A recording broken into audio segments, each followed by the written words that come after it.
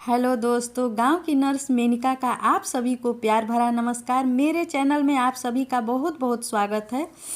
आज हम जानेंगे अपने वीडियो के माध्यम से कि गला बैठना इंग्लिश में इसे होर्सेंस ऑफ वॉइस कहते हैं। तो गला क्यों सर्दियों में अक्सर बैठ जाते हैं, कभी कभी मौसम भी चेंज होते हैं तब भी गला बैठने की शिकायत रहती है। ये होता क्यों है ऐसा, तो इसके लिए हम जानेंगे असाधारण रूप से, जैसे आवाज़ कभी कम हो जाना या फिर उसमें किसी प्रकार का बदलाव हो जाना, तो ऐसे भी गला बैठना कहा जाता है। गला बैठने में आवाज़ में कई प्रकार के बदलाव हो सकते हैं, जैसे आवाज़ मोटी, पतली, कम, ज़्यादा, कमज़ोर। इसके अलावा गला बैठने से आवाज़ में और भी कई बदलाव प्रकार आ सकते हैं। तो इसका हम लक्षण जान लेते हैं। सर्दियों में लोगों को ज़्यादा ये होता है। वैसे तो मौसम चेंज होते हैं तब भी होते हैं, लेकिन सर्दियों में ये ज़्यादा देखने को मिलते हैं। तो लक्षण में हम जान लेते हैं, जैसे गला बैठने पर अक्सर देखे जाने वाले लक्षण कैसे हैं। जैसे हमको निगलने में कभी कभी कठिनाई होती है, गर्दन के में कभी कभी गांठ बनने जैसा महसूस होता है, मुंह से बदबू आना, खांसी आना, बलगम में खून आना, सांस लेने में दिक्कत होती है, थोड़ी देर बोलने के बाद आवाज़ कम हो जाती है, नाक बंद होना, गाने या बोलने में भी दिक्कत होना, आवाज़ में घबराहट होना, आवाज़ मुंह से नहीं निकलना, ये सब भी गला बैठने के कारण होते हैं। तो इसके ये लक्षण होते हैं। अब कारण हम जान लेते हैं कि इसके कारण क्यों है, होता क्यों है।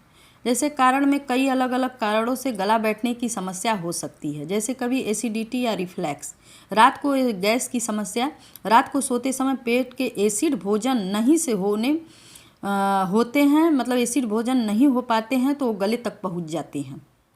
जब वो गले तक पहुंच जाते हैं तो ये अम्ल गले का पिछले हिस्सा और स्वर तंतुओं में सूजन लालिमा पैदा कर देते हैं, जिसके कारण भी गला बैठ जाता है। अपनी जीवन शैली की जुड़ी समस्याओं से अगर हम ध्यान दें तो जैसे धूम्रपान करना, बर्फ़ के साथ बहुत शराब पीना, शराब में बर्फ़ डाल के पीना, बर्फ़ या अधिक ठंडे पेय पदार्थ पीने से, कोल्ड ड्रिंक हुआ और कोई फ्रिज में रखे सामान से भी होता है ठंडे से, तो मिर्च मसालेदार भोजन खाने से के कारण भी स्वर तंतुओं में सूजन आ जाती है और गला बैठ जाता है।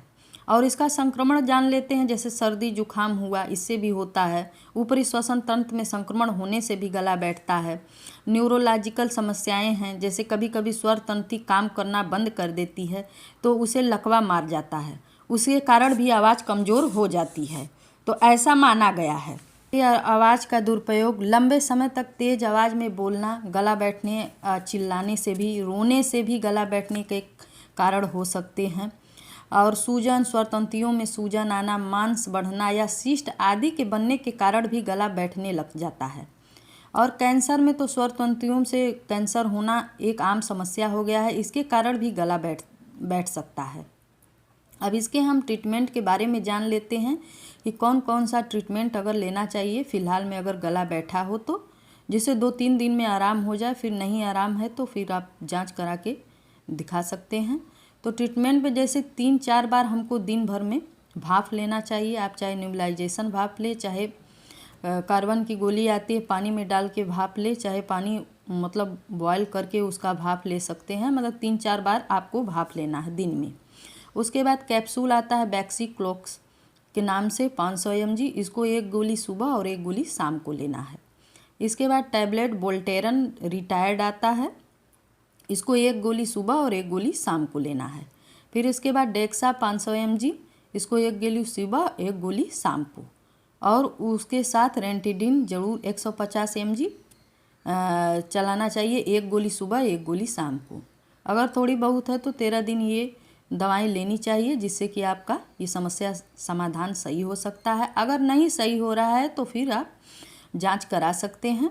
जैसे जांच में T4, T5 और T3, TS यानी कि थायराइड जांच, गैस्ट्रोस्कोपी जांच, एक्सरे टेस्ट आप करा सकते हैं।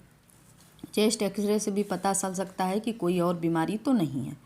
अगर मेरे द्वारा दी गई जानकारी आपको थोड़ी सी भी अच्छी लगे तो मेरे चैनल को सब्सक्राइब, वीडियो को लाइक करना ना भूलें, कमेंट शेयर ज़रूर करें, बेल आइकन प्रेस कर लें ताकि मेरे हर वीडियो का नोटिफिकेशन आपको आसानी से मिल सके। फिर मिलेंगे नई वीडियो में। नमस्कार।